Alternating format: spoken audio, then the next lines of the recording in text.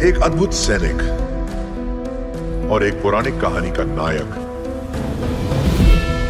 तुम्हारा भाई जिसे देवता मानते हैं। जब वो आएंगे, और वो जरूर आएंगे,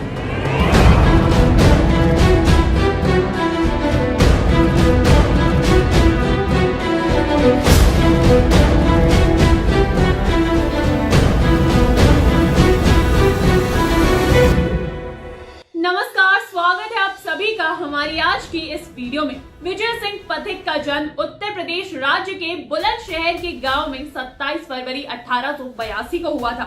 विजय सिंह पथिक के बारे में कहा जाता है कि उनके अंदर बचपन से ही राष्ट्रवादी सोच विकसित हो गई थी। जब वो इंदौर में थे तब उनकी मुलाकात क्रांतिकारी सचिंद्र सान्याल से हुई। सान्याल ने उनके अंदर देशभक्ति देखी और जल्द ही विजय सिंह उनके क्रांतिकारी संगठन का हिस्सा बन गए। इसके बाद वो सचिंद्र सान्याल के जरिए एक और क्रांतिकारी रासबिहारी बोस के संपर्क में आए। उन दिनों रासबिहारी बोस की अभिनव भारत समिति देश में क्रांति की तैयारी में थी। विजय सिंह भी इसमें शामिल हुए, लेकिन जल्द ही अंग्रेजों को उनके बारे में पता चल गया, इसलिए क्रांतिकारियों को अपनी गतिविधियों पर विराम लगाना पड़ा।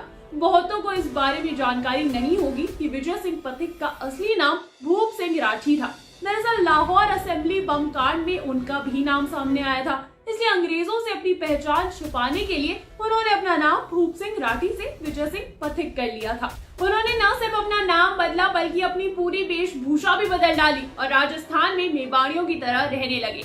इस दौरान उन्होंने वीर भारत सभा नाम के एक गुप्त क्रांतिकारी संगठन की स्थापना में अपनी भागीदारी दी। बिचौलिया किसान आंदोलन मेवाड़ के किसानों द्वारा साल 1897 में किया गया था। यह आंदोलन किसानों पर अत्यधिक लगान यानी कर लगाने का विरोध था।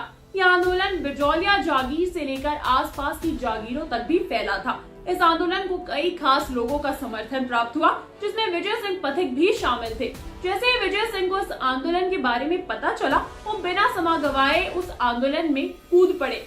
इस बीच उन्होंने विद्या प्रचारिणी सभा की स्थापना की और गांव-गांव पहुंचकर लोगों को इकट्ठा करने का काम किया और इस आंदोलन में शामिल होने के लिए प्रेरित भी किया। इस दौरान उन्होंने पत्रकारिता की भी शुरुआत कर दी। उन्होंने बिचौलिया किसान आंदोलन की जानकारी देश में फैलाई और चर्चा का विषय बनाया। ये विजय सिंह पथिक ही थे जिनके प्रयासों की वजह से इस आंदोलन ने एक क्रांति का रूप ले लिया। इसके बाद लोकमान्य तिलक ने किसानों की मांग पूरी करवाने के लिए महाराणा फतेह सिंह को पत्र लिखा था। विजय सिंह से धीरे धीरे देश के क्रांतिकारी और नेता प्रभावित हो रहे थे, जिसमें महात्मा गांधी भी शामिल थे। जब मुंबई में महात्मा गांधी ने एक सभा का आयोजन किया तो उन्होंने विजय सिंह को इसमें आने के लिए आमंत्रित किया था। सभा में एक फैसला लिया गया कि राजस्थान के लोगों को जागरूक करने के लिए वर्धा से एक समाचार पत्र निकाला जाए। इसकी जिम्मेदारी विजय सिंह को ही सौंपी गई और वो वर्धा के लिए रवाना हो गए। विजय सिंह ने अपनी पत्रकारिता के जरिए अंग्रेजों के नाक में दम कर दिया था और बिचौलिया आंदोलन को जन क्रांति का रूप दे दिया था। आखिरकार अंग्रेजी सरकार को घुटने टेकने पड़े और किसानों की कई मांगों को पूरा भी किया गया।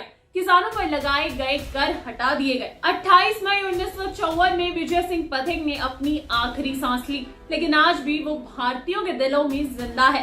और ऐसे ही एक स्वतंत्र सेनानी की कहानी लेकर आ रहे हैं एस.एस. राजमौली अपनी अगली फिल्म RRR 2 में, जिसमें दो स्वतंत्रता सेनानी की दोस्ती और ब्रिटिश राज के खिलाफ विरोध दिखाया जाने वाला है। आज की कहानी आपको कैसी लगी हमें कमेंट्स में जरूर बताइए। अगर ये वीडियो पसंद आई हो तो इसे लाइक कर दीजिए, शेयर कर दीजिए और हाँ, सब्सक्राइब कीजिए हमारे चैनल पॉलीगॉन स्टूडियोज को। मैं अंजलि लेती हूँ आप सभी से इजाजत, मिलूंगी आपको नेक्स्ट वीडियो में। लेकिन जाते जाते आपको एक खास खबर तो सुना जाऊं। अगर आप भी हमारे साथ काम करना चाहते हैं, ऐसी कोई अपॉर्चुनिटी तलाश रहे हैं, तो बस आपकी तलाश खत्म होती है। बस डिस्क्रिप्शन बॉक्स में जाना है, आपने जॉब लिंक पर क्लिक करना और उस अपॉर्चुनिटी का भरपूर फायदा उठाना है। नमस्कार।